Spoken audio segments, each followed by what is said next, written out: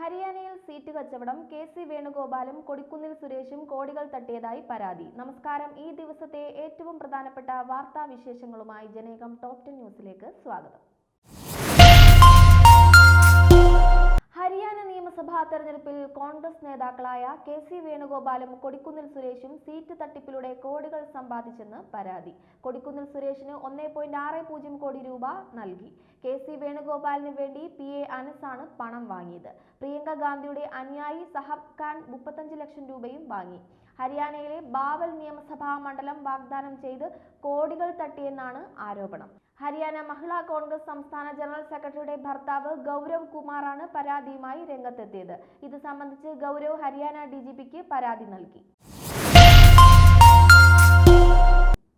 വിവാദമായ കേരള സ്റ്റോറി 2 എന്ന സിനിമയുടെ റിലീസ് ഹൈക്കോടതി തടഞ്ഞു. വെള്ളിയാഴ്ച സിനിമ പുറത്തിറക്കാനുള്ള നിർമ്മാതാക്കളുടെ നീക്കം കോടതി സ്റ്റേ ചെയ്തു. 15 ദിവസത്തേക്കാണ് ചിത്രത്തിന്റെ റിലീസ് ഹൈക്കോടതി സ്റ്റേ ചെയ്തത്. സെൻസർ ബോർഡ് വീണ്ടും സിനിമ കാണണമെന്ന് കോടതി നിർദ്ദേശിച്ചു. അതേസമയം സിനിമയ്ക്കെതിരായ ഹർജിക്കാരുടെ വാദങ്ങളിൽ കഴമ്പുണ്ടെന്ന് കോടതി കണ്ടെത്തി. സിനിമ പുറത്തിറങ്ങിയാൽ കേരളത്തിന്റെ മതസൗഹാർദ്ദത്തെ ബാധിക്കാമെന്നും കോടതി നിരീക്ഷിച്ചു. പട്ടയ വിതരണത്തിൽ പുതുചരിത്രം സൃഷ്ടിച്ച് LDF സർക്കാർ. കഴിഞ്ഞ 10 വർഷം കൊണ്ട് 4.5 ലക്ഷം കുടുംബങ്ങളെയാണ് സർക്കാർ ഭൂമിയുടെ അവകാശികളാക്കി മാറ്റിയത്. സംസ്ഥാനത്ത് കാലാകാലങ്ങളായി നിലനിന്നിരുന്ന പട്ടയ പ്രശ്നങ്ങൾക്ക് ഈ സർക്കാരിന്റെ കാലത്ത് ഗണ്യമായ പരിഹാരം കാണാൻ സാധിച്ചതായി റവന്യൂ മന്ത്രി K. രാജൻ പറഞ്ഞു. SNDP യോഗം ജനറൽ സെക്രട്ടറി വെള്ളാപ്പള്ളി നടേശന്റെ പത്മഭൂഷൺ പിൻവലിക്കണമെന്ന ആവശ്യത്തിൽ കേന്ദ്ര സർക്കാരിനോട് വിശദീകരണം തേടി ഹൈക്കോടതി. വിഷയത്തിൽ സംസ്ഥാന സർക്കാരിനും വെള്ളാപ്പള്ളിക്കും ഹൈക്കോടതി നോട്ടീസ് അയച്ചു. ക്രിമിനൽ കേസുകളിൽ പ്രതിയായ വെള്ളാപ്പള്ളി നടേശന് പത്മഭൂഷൺ നൽകിയ നടപടി ശരിയല്ലെന്നാണ് ഹർജിയിൽ പറയുന്നത്. KSU പ്രവർത്തകരുടെ അക്രമത്തിനിടയിൽ പരിക്കേറ്റ ആരോഗ്യമന്ത്രി വീണ ജോർജിന് വേദനയ്ക്ക് ആശ്വാസമുണ്ടെന്നും ശസ്ത്രക്രിയ വേണ്ടെന്നും പുതിയ മെഡിക്കൽ ബുള്ളറ്റിൻ. ഉയർന്ന രക്തസമ്മർദ്ദം നിയന്ത്രണ വിധേയമായിട്ടുണ്ട്. അടിയന്തര ശസ്ത്രക്രിയ ചെയ്യേണ്ട സാഹചര്യം ഇല്ല.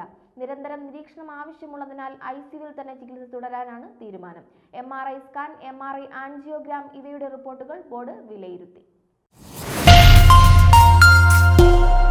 കൊല്ലത്ത് ലക്ഷങ്ങൾ വിലമതിക്കുന്ന ഇരുതലമൂരിയുമായി മുൻ കോൺഗ്രസ് DCC അംഗം ഉൾപ്പെടെ 5 പേരെ ഫോറസ്റ്റ് ഇന്റലിജൻസ് പിടികൂടി.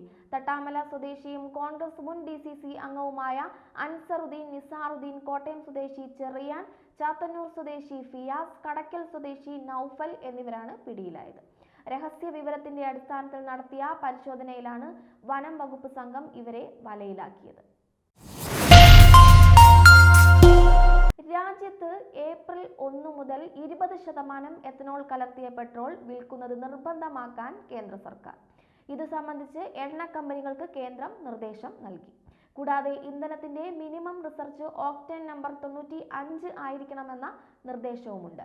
അസംസ്കൃത എണ്ണ ഇറക്കുമതി കുറയ്ക്കുക, മലിനീകരണം കുറയ്ക്കുക, വിളകളിൽ നിന്ന് ലഭിക്കുന്ന എത്തനോളിനുള്ള ആവശ്യം കൂട്ടി കർഷക വരുമാനം വർദ്ധിപ്പിക്കുക എന്നിവയാണ് സർക്കാരിന്റെ ലക്ഷ്യങ്ങൾ. ഡൽഹി ചെങ്കോട്ടയ്ക്ക് സമീപമുണ്ടായ സ്ഫോടന കേസിൽ 2 പേരെ കൂടി ദേശീയ അന്വേഷണ ഏജൻസി പിടികൂടി. അൻസാർ ഗസ്തുൽ ഹിന്ദ് എന്ന സംഘടനയിലെ പ്രവർത്തകരായ സമീർ അഹമ്മദ് അഹങ്കർ, തുഹൈൽ അഹമ്മദ് ഭട്ട് എന്നിവരാണ് അറസ്റ്റിലായത്. ഇതോടെ ചാവേറായ ഉമർ ഉൻ നബി ഉൾപ്പെടെ 12 പ്രതികളുള്ള കേസിൽ 11 പേരും അന്വേഷണ ഏജൻസിയുടെ വലയിലായി. സ്ഫോടനത്തിന്റെ മുഖ്യപ്രതിക്ക് ആയുധങ്ങൾ എത്തിച്ചു നൽകിയത് സമീറും തുഫൈലുമാണെന്ന് NIA കണ്ടെത്തി. റിലയൻസ് ഗ്രൂപ്പ് കമ്പനികൾക്കെതിരായ കള്ളപ്പണം വെളുപ്പിക്കൽ കേസുമായി ബന്ധപ്പെട്ട് വ്യവസായി അനിൽ അംബാനി വ്യാഴാഴ്ച എൻഫോഴ്സ്മെന്റ് ഡയറക്ടറേറ്റിന് മുന്നിൽ ഹാജരായി. ബാങ്ക് വായ്പാ തട്ടിപ്പുമായി ബന്ധപ്പെട്ട 2ാം ഘട്ട ചോദ്യം ചെയ്യലിനായാണ് അംബാനി ഡൽഹിയിലെ ED ഓഫീസിൽ എത്തിയത്. രാവിലെ 10:30യോടെയാണ് അദ്ദേഹം കേന്ദ്ര അന്വേഷണ ഏജൻസിയുടെ ഓഫീസിൽ എത്തുന്നത്. കള്ളപ്പണം വെളുപ്പിക്കൽ നിരോധന നിയമത്തിലെ വ്യവസ്ഥകൾ പ്രകാരം അദ്ദേഹത്തിന്റെ മൊഴി രേഖപ്പെടുത്തുമെന്ന് അധികൃതർ അറിയിച്ചു. 2025 ലോകത്ത് കൊല്ലപ്പെട്ട മാധ്യമപ്രവർത്തകരിൽ ഭൂരിഭാഗം പേരെയും കൊലപ്പെടുത്തിയത് ഇസ്രയേലാണെന്ന് committee to protect journalist report. കഴിഞ്ഞ വർഷം ആഗോളതലത്തിൽ 129 മാധ്യമപ്രവർത്തകർ കൊല്ലപ്പെട്ടപ്പോൾ അതിൽ 84 പേരെയും ഇസ്രയേൽ കൊലപ്പെടുത്തിയതാണെന്ന് CPGയുടെ വാർഷിക റിപ്പോർട്ട് വ്യക്തമാക്കുന്നു. 1992-ൽ CPJ വിവരങ്ങൾ ശേഖരിക്കാൻ തുടങ്ങിയതിനു ശേഷമുള്ള ഏറ്റവും ഉയർന്ന കൊലപാതക നിരക്കാണിത്. ജനേകം ടോപ്പ് 10 ന്യൂസിലൂടെ വീണ്ടും കാണാം. കൂടുതൽ വാർത്തകൾക്കും വിശേഷങ്ങൾക്കുമായി ജനേകം വെബ്സൈറ്റ്, യൂട്യൂബ് ചാനലുകൾ സന്ദർശിക്കുക.